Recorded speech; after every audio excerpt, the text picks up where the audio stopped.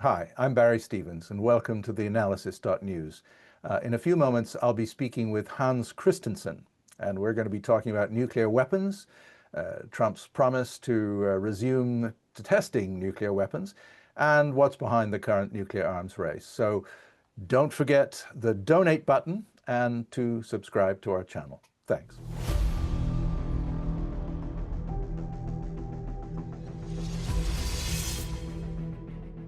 Joining me now is Hans Kristensen. Hans is the director of the Nuclear Information Project with the Federation of American Scientists in Washington, D.C. His work focuses on researching and writing about the status of nuclear weapons and the policies that direct them around the world. He's co-authored the Nuclear Notebook since 2001, and which you can see in the Bulletin of the Atomic Scientists. And I'd say that his work is the definitive source for up-to-the-minute information on nuclear weapons around the world. He does this along with his colleague Matt Korda, who actually has appeared on theAnalysis-news with Paul Jay. And I believe that Hans's team were the first researchers to spot by satellite new ICBM silo construction in China. So Hans is also a frequent advisor of the news media on nuclear weapons and policy. So welcome, Hans. Thank you very much. Thanks for having me. Yeah. Now, a couple of weeks ago, around Halloween, Donald Trump posted that the USA was going to begin nuclear testing. I'll read his post. Because of other countries' testing programs, I have instructed the Department of War to start testing our nuclear weapons on an equal basis. That process will begin immediately. Now, it wasn't clear to me whether he meant explosive testing or delivery systems, because President Putin had just made a big public splash about testing some of his wonder weapons delivery systems. But then President Trump seemed to double down on explosive testing. So if so, what was your reading about that? Does it worry you? Is it a bad idea? Yeah. So, for the first 3 days after he said what he said, people in the administration and everyone was trying to figure out what did he mean. And so this is sort of a, trademark of Trump, that he says something and then people have to figure out what it means. And so in this case, now after some time, it seems that he was indeed talking about some degree of nuclear testing in the sense that not the way we tested nuclear weapons during the Cold War with a full-scale nuclear explosion, right? But some degree of testing that produces a small yield. Because this has been the U.S. moratorium since 1992, that it has self-imposed this moratorium that it would conduct nuclear weapons experiments, but it wouldn't conduct them in such a way that they created any form of yield of nuclear, material fissioning. And so, but when you say yield, you mean explosion? Yes, a nuclear explosion where the explosive yields come from the fission process. This is what makes nuclear weapons so unique. They can produce an enormous amount of power from that fission process and fusion. But so after a while, it sort of became clear that what he was sort of coming from was there had been reports, intelligence reports, back in 2019 that Russia at some point before then, and they were not explicit when it was, some point after the 1980s up till 2019, Russia supposedly or allegedly had conducted a small number of nuclear tests, not full-scale nuclear test explosions, but smaller scale tests that had produced yields, small yields. This is not new, and he has not presented additional information. You haven't heard anything from the intelligence community that substantiate these claims back from then since. And they also expressed some concern about more activities at the Chinese nuclear test site, but they didn't say explicitly the Chinese are doing this too.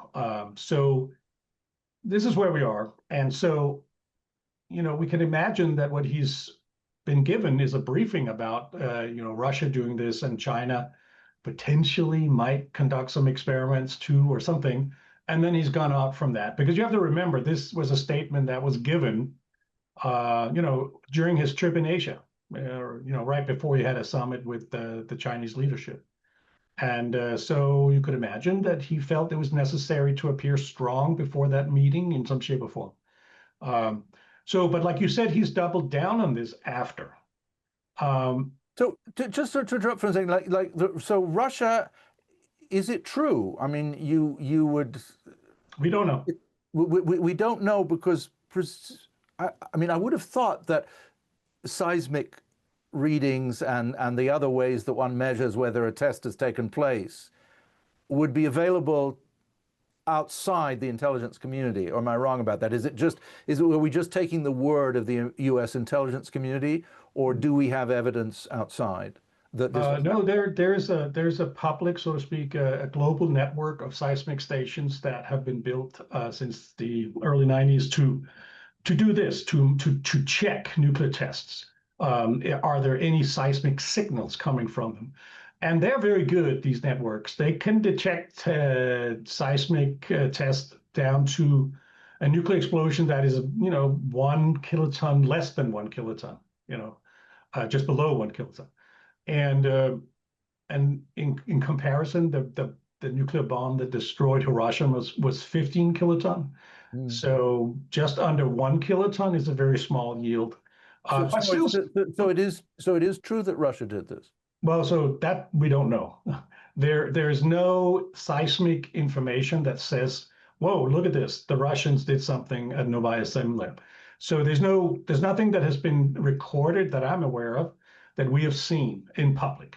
From a technical perspective, a military perspective, a very low yield nuclear test like that is no big deal. I mean, it's not like this is an experiment from which they get significant new scientific or military valuable information. It's important for them maintaining their nuclear weapons and also some basic physics science, but it's not like they therefore take a secret leap in nuclear weapons technology or something like that. So this is the status. We don't know more than we knew in 2019, I would say. Right. So how much of this is propaganda, displaying like an elephant pawing the ground and putting out his ears, and how, here I am, we're so tough, we're exploding nuclear weapons, and how much of it is something that the military is actually saying, geez, we need to test these weapons to make sure they work? Yeah, let's make it clear. The military is absolutely not saying we need to test nuclear weapons with an explosion, nor the nuclear laboratories saying that is necessary to maintain the safety, security, and effectiveness of the weapons we have in our stockpile. So there's no technical or military reason to do this. This sounds like it is entirely sort of political chest thumping from Trump. So that would be a big step back from the United States if it stopped its moratorium, of course, and started producing experiments that have a yield, a small yield even. And it's not like the United States would get some significant new science from an experiment like that that would make it worthwhile. On the contrary, sort of the cost-benefit analysis here quite clearly is that it would be extraordinarily counterproductive. Because there's no doubt that if the United States violated its own moratorium, all the other nuclear weapon states would start testing nuclear weapons as well. And they would not necessarily, keep them at very, very low yield. Other countries would have a significant interest in resuming nuclear testing, China, because they tested relatively few compared to the United States and Russia. And so they have a real interest. India and Pakistan also, very much so. They've only conducted a small number of nuclear tests. and would definitely want to test more weapons to develop more advanced nuclear weapons. So you're saying that there is a reason for China and India, Pakistan to test, but not for the United States. And I mean, technically and militarily.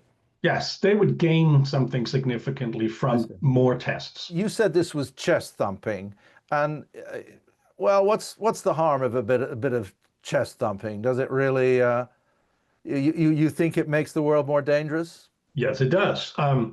If the chest thumping leads to a resumption of nuclear testing in other countries that, for example, China, that now is high on US sort of potential threat agenda, that would have real implications for their capabilities and their ability to build more advanced nuclear weapons in the future. But it's also an issue for India and Pakistan because, of course, they're in their own arms race, the sort of bilateral arms race between the two of them. And that could take off and enter a whole new dimension if they started developing more advanced nuclear weapons. But combined, these developments would sort of add to the pool of things that are not going well on nuclear and international security issues. So they would sort of help fuel the fan, if you will, the fuel the fire that's already going. Yes. And that is one that has been evolving significantly over the last decade and a half, Yes. to such a point that we are now sort of in an openly adversarial military and political environment with China and Russia. And that's taking extra steps every week where they're turning up the heat on each other.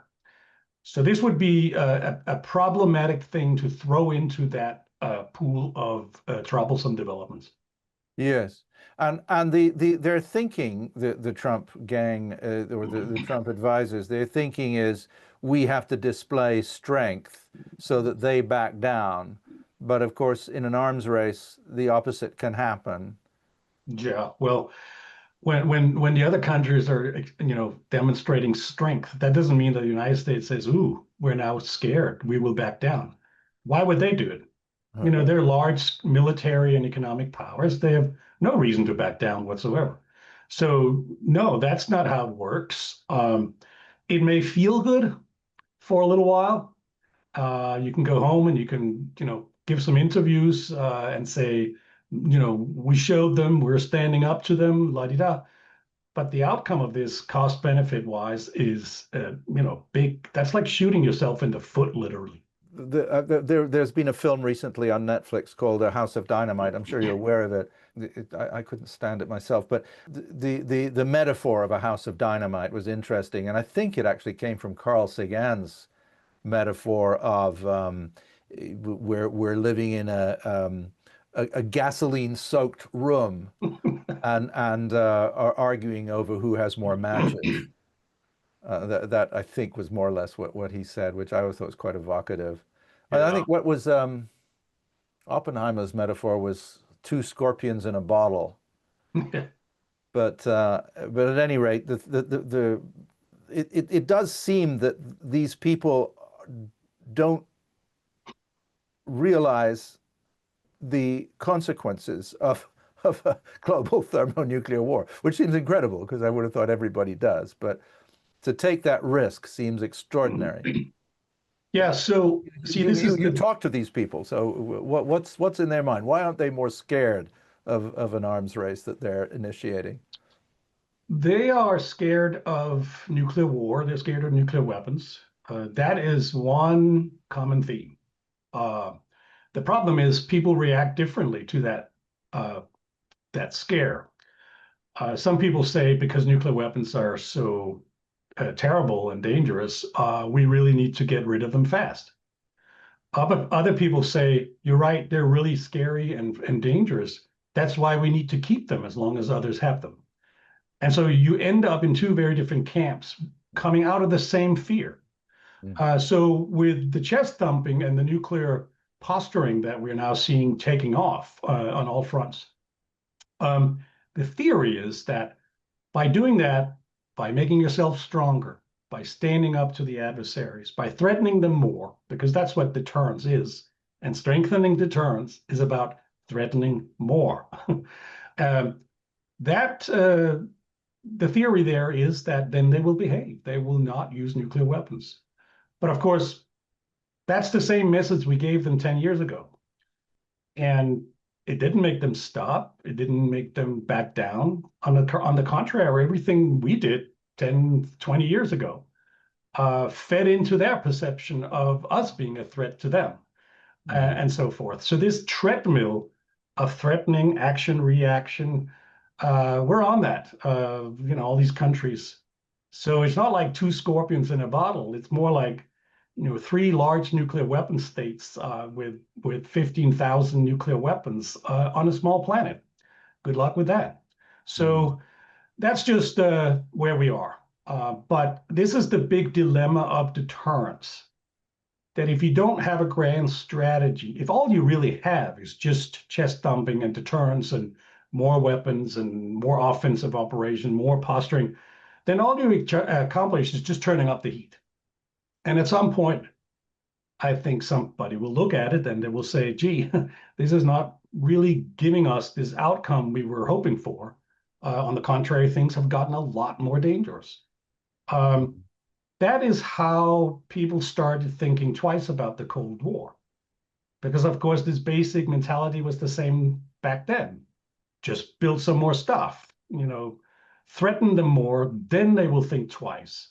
And it didn't happen. Instead, it produced more and more scenarios, situations that were more and more dangerous. And we're reliving that bad movie from the old days.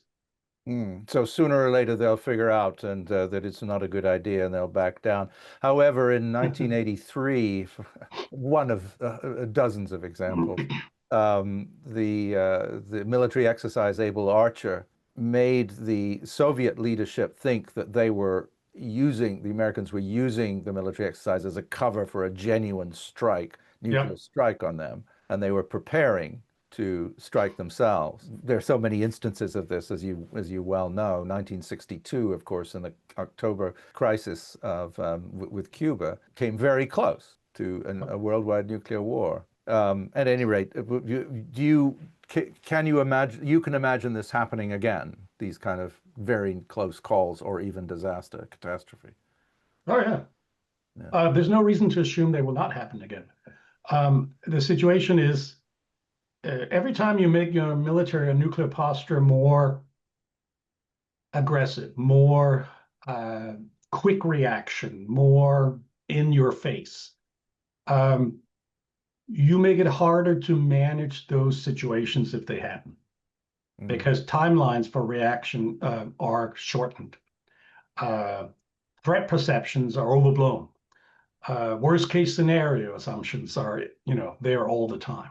And so that's one of the problems here, that, too much deterrence paints you into a corner where you sort of have to act or react in a certain way. So it's important to find a balance where you're not rattling the nuclear sword more than absolutely necessary. And we're going beyond that point now. And I would say it's not just the United States. It's the United States, China, and Russia. And so it's a big problem how you stop that dynamic. How would you suggest stopping it? Like, what can we do in the political West? Well, so the first step for stopping it is not to continue to take extra steps. I mean, we've made our point. We don't have to field more nuclear weapon systems or make them more capable of destroying them before they can destroy us. We've made that arsenal. We've done that. We're in each other's faces. We have those capabilities. And so adding new technologies will not help improve the security situation, but it will turn up the perception on the other side that you're out to get them. You're looking for new ways where you can win, where you can get an edge, and they have to take their countermeasures to it. So the first step is to stop taking more steps. And so that is hard to do when you're in a national security environment in which your entire foreign policy, certainly international security conversation, builds on being able to repeat the word strengthening deterrence. We're strengthening deterrence. That is the entire mantra right now. Well, isn't it also true that there's always been a faction within the US military that has believed that it was possible to fight and win with nuclear weapons? I'm thinking of back in the 50s, Curtis LeMay, who was head of Strategic Air Command, Oh yeah. had a plan to attack the Soviet Union and China first with uh, just kill 600 million people out of the gate. But nuclear war fighting has been discussed in various ways, and the idea that they're now building theater nuclear weapons, like a cruise missile on a submarine that's going to be built, that That's is. the next one, yeah. So doesn't that indicate that some people in the Pentagon and maybe in other centers believe they can fight and win a nuclear war? Am I wrong? Yeah, it depends what you mean by winning. And because the problem here is, of course, that it's easy for planners to draw up scenarios in which we don't start the nuclear shooting, but if the shooting starts, we will respond in ways in which we can terminate the hostilities on terms that are to our benefit. Mm, And that means, to a large extent, hunting down and destroying an adversary's nuclear forces before they can use them. mm, Um, there are other targets, groups, and sets, but that's the sort of core of it. That's how about nuclear war fighting. Um, can get you into a sort of an autopilot mode where you have to get better and better and better all the time to be able to execute that strategy. Because the essence of it is you have to be able to get the adversary's nuclear forces before they can use it. Uh, there are no one that I'm aware of in the US military today who believes that the United States can execute sort of a decapitation first nuclear strike out of the blue against Russian nuclear forces or even Chinese nuclear forces. but it is their doctrine to use nuclear weapons first in a conflict, or at least No, not necessarily. No. it's not a definitive, but they've never ruled it out using nuclear weapons first. Yeah, there's in the United States, the nuclear planners and policy doctrine wonks, they don't like to rule out scenarios. And so their theory is if you avoid ruling out scenarios, then the adversary at least will not be able to sort of say, we can confidently conclude that they're not going to do that over there. So Mm, let's focus on the other things. It keeps other countries on the edge. They're uncertain about what exactly it is we would do. And therefore, the theory, sort of theory goes, they would be less hesitant to try to take the step that we don't want them to take. mm, So, but no one is imagining that you can sort of decapitate the adversary. A smaller nuclear country like North Korea, okay, yeah, absolutely. But large nuclear weapon states, no. Um, so the objective here is not to do it in that way. The objective is if it starts happening, and frankly, I don't know people in the United States military that I've talked to that are in favor of using nuclear weapons first, sort of out of the blue. Not at all. mm. That's not the intention. The intention is if hostilities happen and it reaches a level where escalation to nuclear is beginning to happen, or where we are just fundamentally losing a conventional war, you know, that is important enough to us. In that Sorry. case, they want to reserve the ability to use nuclear weapons first. And also, they also want to say, suppose someone has a biological attack or large-scale chemical, but mainly a significant biological attack that is killing, hundreds, millions of people, hundreds of thousands, millions of people. The United States, according to this thinking, would want to keep the option to use nuclear weapons, and that nuclear weapons use would, by definition, be first, because the adversary would have done a biological attack, not a nuclear. Yeah. But other countries have had a no first use declaration. China, I believe, has. Yeah, China has one, and India has some sort of no first use. For a period after the end of the Cold War, Russia also had one, but that didn't last long. So today China and India that sort of officially have nuclear no first use policies. Mm. But of course, the problem with no first use is that, how can you trust it? I mean, it's a good gesture, but so what? I mean, if you got into a war and that country was about to lose, or were being attacked in a way that hadn't gone to nuclear, but they were still losing, uh, why would they not use nuclear weapons to defend themselves? So that's it's not like they would say, "Oh, gee, we have to lose now because we can't use nuclear weapons first." I mean, all countries will use the means at their disposal if the future of the state is survival is at stake. So in my view, I'm sorry, Yes, just please. finish that thought here. Yes. So in my view, the value of no first use is not the constraints it puts on what a country will do in a war. The value of it is the lessen military requirements for what the military has to plan for. Because the official policy is that you do not have to plan our nuclear forces to be able to go first. So, our alert level can be a lot less. Our capabilities to strike this and that doesn't have to be as advanced. So I think it can have a calming effect on a country's posturing in peacetime. But Right. we shouldn't have any illusions about it if war breaks out that is at a level where nuclear weapons come into use. Yes. Let's talk specifically about China because it's pretty apparent that since and maybe before the second term of President Trump, that there's an increasing belligerence towards China and perhaps vice versa. But you hear even serving officers saying we're already in a war with China and some very loose talk. And the Secretary of should I call him the Secretary of War?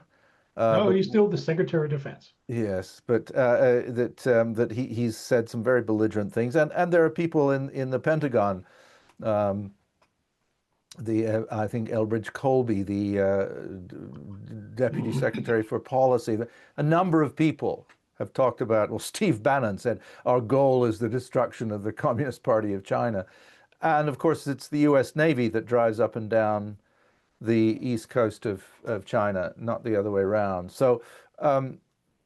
You and your colleagues spotted these silos, and that has been mentioned quite a lot by the Pentagon, this buildup. Um, what's your view of this particular arms race? Do you see the U.S. as being belligerent here, or do you see China as being equally belligerent, or how do you see it? Yeah, I think both countries play their dirty game. The point being that each has their perspective on why what the other is doing is a danger and a risk, and they have to take military and other steps to counter them.